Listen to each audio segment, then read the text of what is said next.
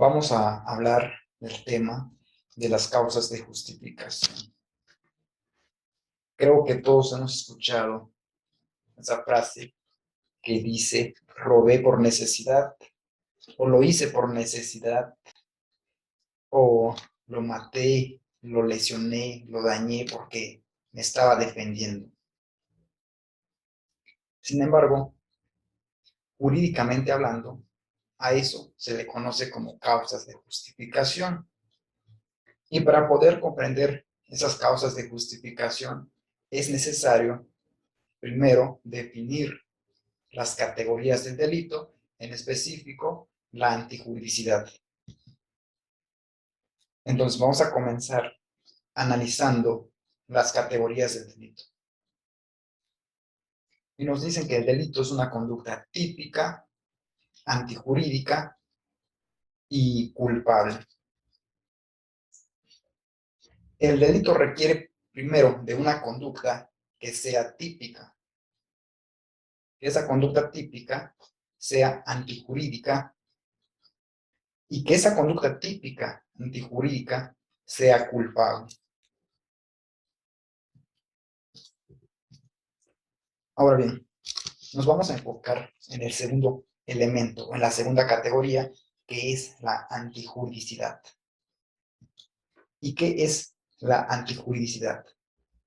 Una conducta es antijurídica cuando no está amparado por una causa de justificación. A esto se le conoce como antijuridicidad formal.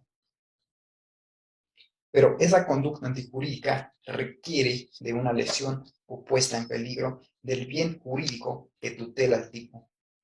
Por ejemplo, la vida. Requiere que se lesione la vida o bien se ponga en peligro ese bien jurídico consistente en la vida.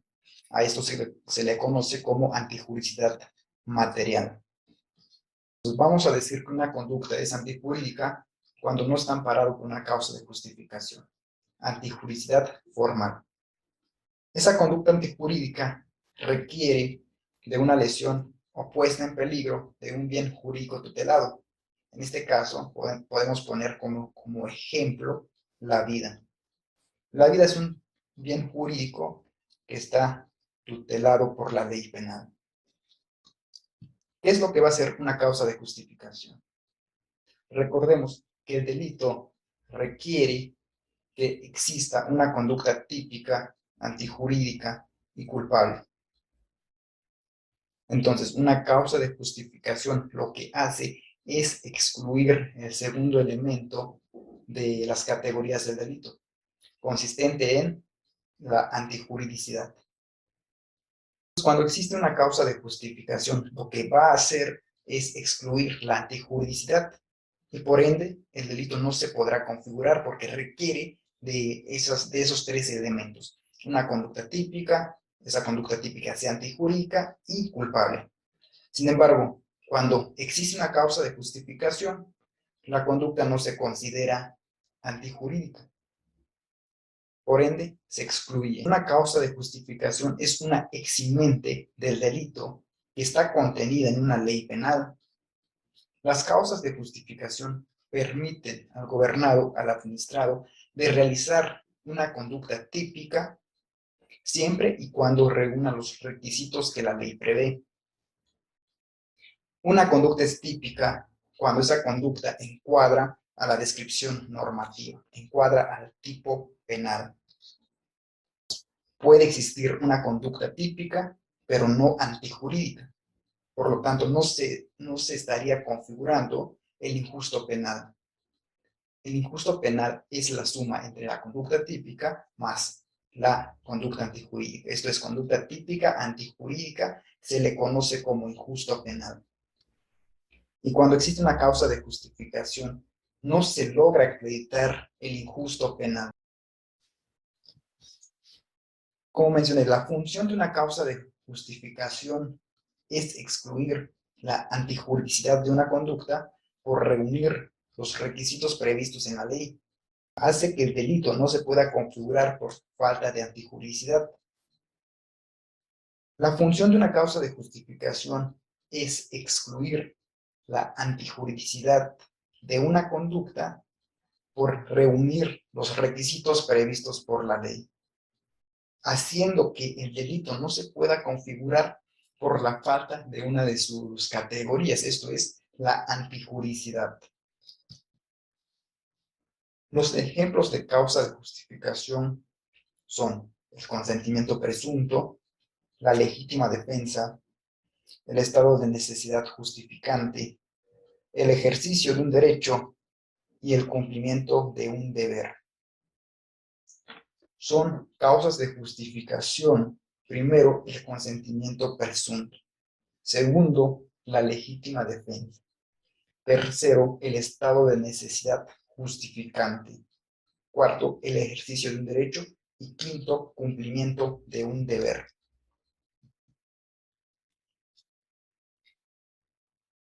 El Código Penal, en su artículo 15, hablando del Código Penal Federal, establece que el delito se excluye cuando, y allí nos menciona una serie de fracciones, pero nos vamos a enfocar en la fracción tercera.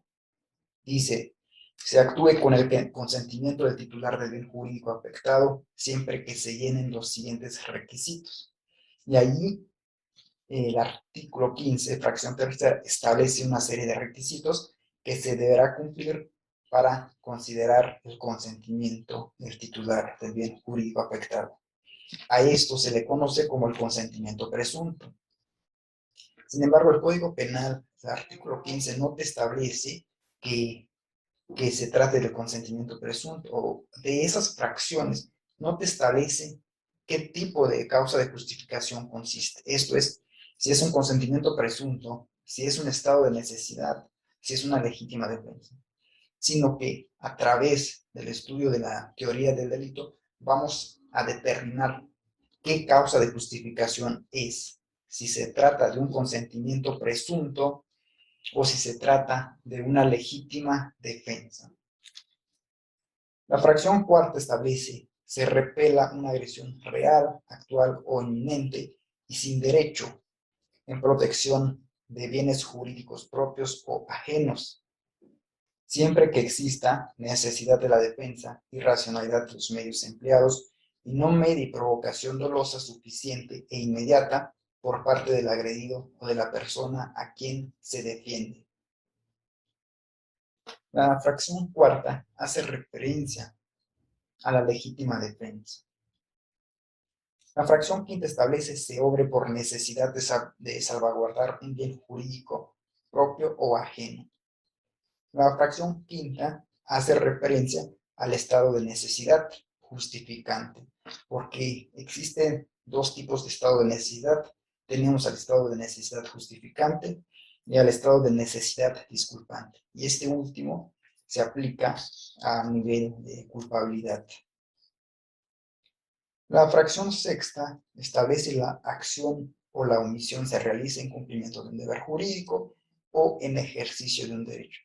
La fracción sexta es muy clara, hace referencia al ejercicio de un derecho y el cumplimiento de un deber. Y ahí establece otros requisitos que será necesario cumplir para poder considerarla como tal.